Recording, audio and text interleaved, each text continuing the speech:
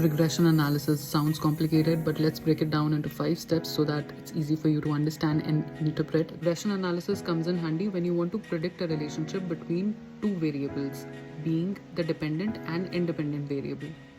So the first key component is also going to be the dependent variable, which is the variable in which you're trying to see the effect. For example, if I want to see how the marks of students are affected by XYZ number of things, then the marks of students which will depend on these XYZ number of things will become the dependent variable. And number 2, which is your independent variable. These are factors which are influencing your dependent variable. So for this particular example, it could be the number of hours the students are studying for, or the number of hours the students are watching television for.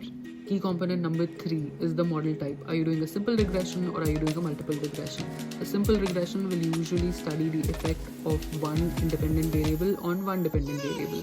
Over here, it could be the number of hours the students study and the marks that they score. A multiple regression will see the effect of multiple independent variables on one dependent variable. One example could be the number of hours the students are studying for and watching TV for, and how that is affecting their exam score. Key component number 4, which is called the coefficient of regression. Now this is going to predict the strength and the direction of the relationship.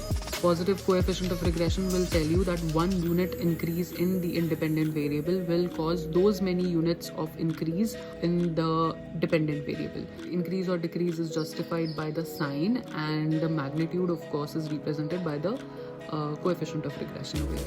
Lastly, key component number 5, which is going to be your R-square value. Now R-square value is going to tell you how well your regression model is able to predict the influence of the independent variable on the dependent variable. So it is usually denoted in a percentage format. For this particular example, if I get an R-square value of 0.80, then it would imply that there is an impact of 80% of the independent variable, which is the number of hours for which the students are studying, that is influencing their exam scores by 80%. I hope this helped making a complicated topic easier, and for more details, just read the caption.